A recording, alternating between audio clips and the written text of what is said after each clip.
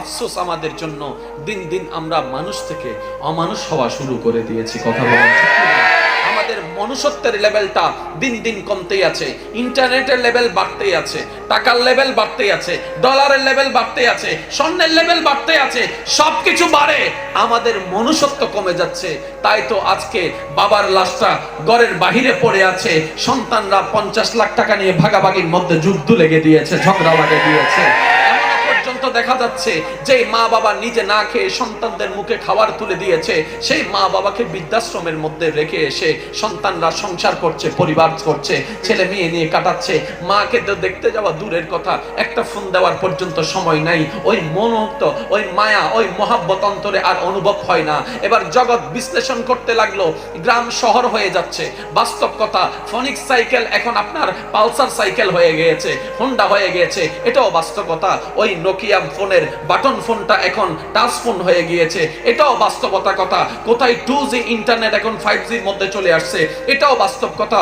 অনেক অকল্পনীয় জিনিস কল্পনার মধ্যে চলে আসছে, কল্পনা থেকে হাতের নাগালে চলে আসছে। কিন্তু কেমন যেন আমরা মানুষগুলা দিন দিন পশুর চাইতেও খারাপ হয়ে যাচ্ছি, অমানুষ হয়ে যাচ্ছি দিন দিন। এবার সবার কাছে বিনয়ের সাথে, শ্রদ্ধার সাথে অনুরোধ রাখবো, যেটুকু সময় আমার আল্লাহ আমি অধমকে বলার তৌফিক দান করবেন, এই সময়টুকু সবাই মনের কান দিয়ে শোনার চেষ্টা করবেন ইনশাআল্লাহ।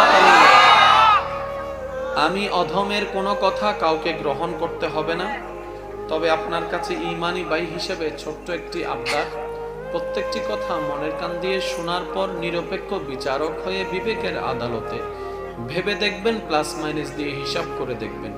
সঠিক যদি মন লাগে গ্রহণ করে নেবেন, ভুল যদি মনে হয় বাদ দিয়ে দিবেন, কোনো সমস্যা নেই। তৃতীয় নম্বর অনুরোধ, আমাকে একটু আওয়াজ দিয়ে সহযোগিতা করতে হবে। যারা যারা করতে রাজি আছেন একবার বলেন মারহাবা। আজকের এই মেহফিল যারা আয়োজন করেছেন, যারা সহযোগিতা করেছেন, যারা আমরা উপস্থিত হয়েছি, যারা উপস্থিত হব, যারা দূর থেকে শ্রবণ করছি, আল্লাহ তাআলা আমাদের সকলের জীবনের অতীতকালের কবিরা সগীরা গুনাহকে মাফ করে দিন। আল্লাহ তাআলা আমাদের মা বাবার গুনাহকে মাফ করে দিন।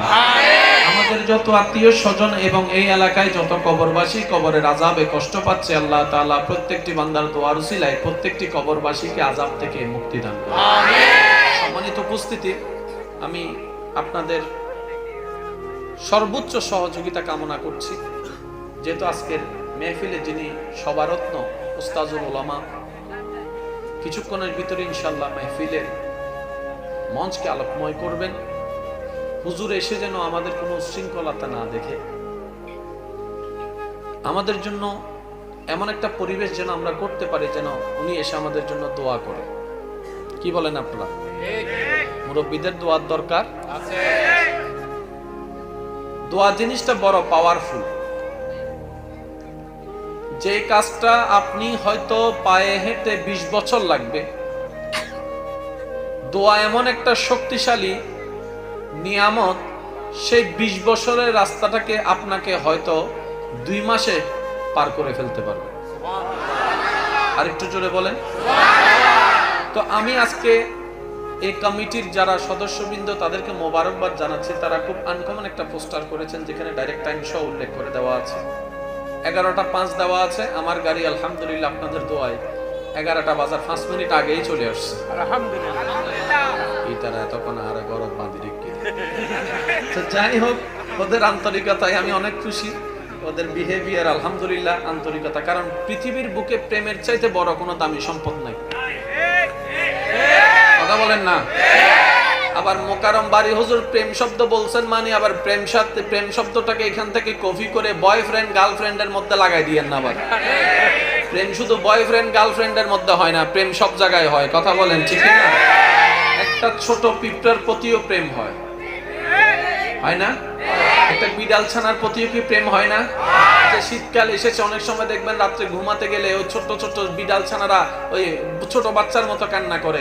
তখন এই কান্নার আওয়াজ যায় ঘর ভিতর থেকে শুনে, সে কিন্তু আর ঘুমাইতে পারে না, মন জানে কেমন জানি ছটপট ছটপট করে। তখন অনেকে ঘর থেকে বের হয়ে সালা দিয়ে গায়ের উপর দিয়ে আসে। এটাও তো একটা প্রেমের অংশ। সেজন্য প্রেম শব্দটার একদিকে নিয়েন না, প্রেমটা আম শব্দ, এটা সর্বজনীন শব্দ। আমি সবার একটা নীরবতা চাচ্ছি প্লিজ। যে মাতিব তাল্লাই আই বিয়ে করে জিমদা পেরে ডাইরেক্ট গিয়ার তো উগান্ডার তো কিছু বুঝাইল যেন বুঝাইল বারো। আচ্ছা আবার আমার বিয়া তো ভিতরে না আর একখানা টাইম লম্বা মানুষ তো ভাই আর বুঝবে নো আর এত লাগবে বিন্দু তুই দিয়ে বসা টসা নই। আচ্ছা আমাকে একটা বিষয় দেওয়া হয়েছে, খুব পছন্দনীয় একটা বিষয় আমার। আজকে আমি বেশিক্ষণ আপনাদেরকে বিরক্ত করব না, 20-25 মিনিট সময় দিতে পারবেন ইনশাল্লাহ? পারবেন ইনশাল্লাহ? মন থেকে পারবেন ইনশাল্লাহ? আমি আলোচনা শুরু করার আগে সমস্ত নবীর উম্মতের মুখে একবার দরুদের আওয়াজ শুনতে চাই, যার যত শক্তি আছে ইমানি আওয়াজে। আল্লাহুম্মা সাল্লি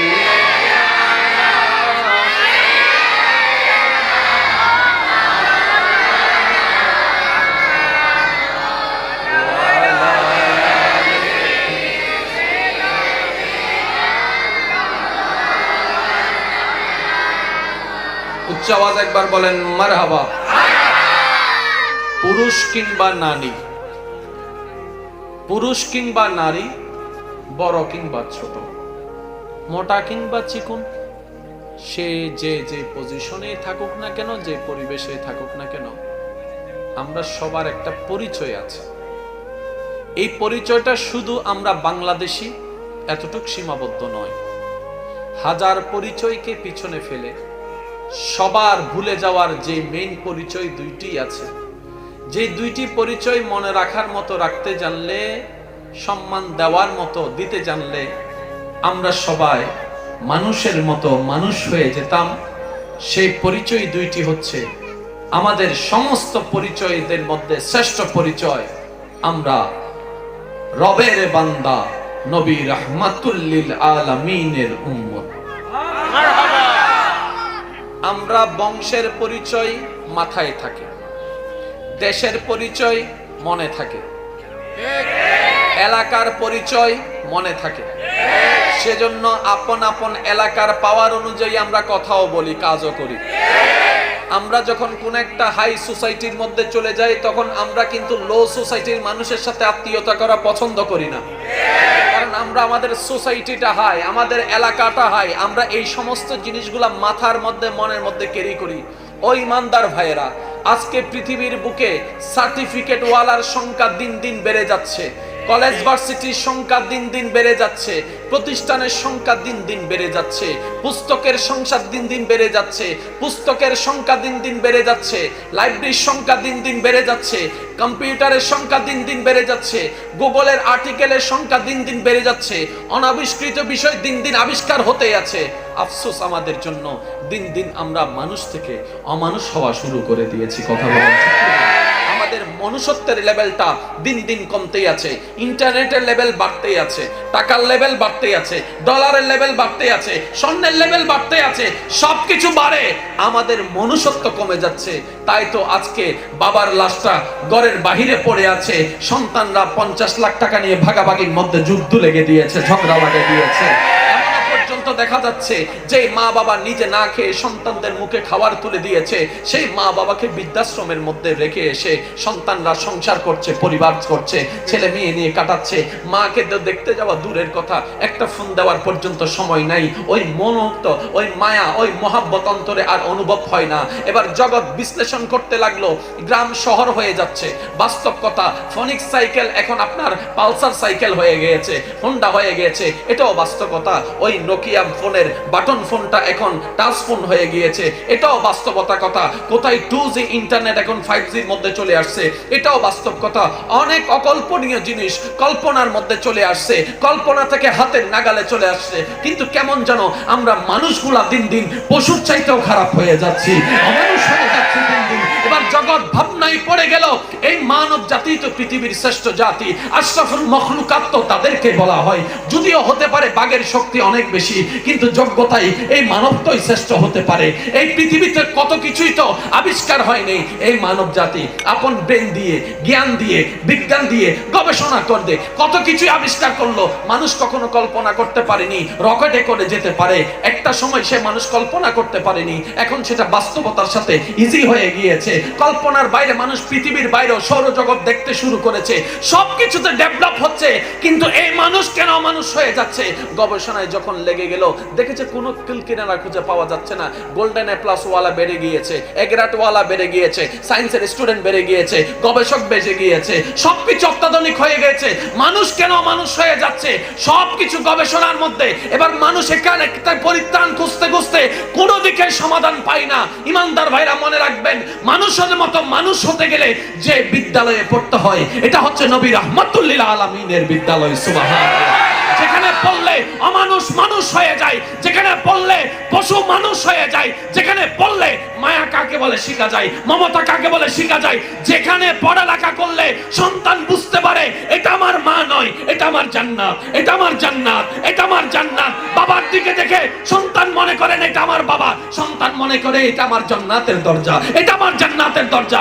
সামাজিক জীবনে, পারিবারিক জীবনে হাজার অন্যায় হলো, হাজার অপরাধ হলো, হাজার কষ্ট দুঃখ যন্ত্রণা হলো, ওই সন্তান কখনো মা বাবার সাথে বেয়াদবি করবে না যারা নবী মুস্তাফার স্কুলের ছাত্র হতে পারবে। আল্লাহ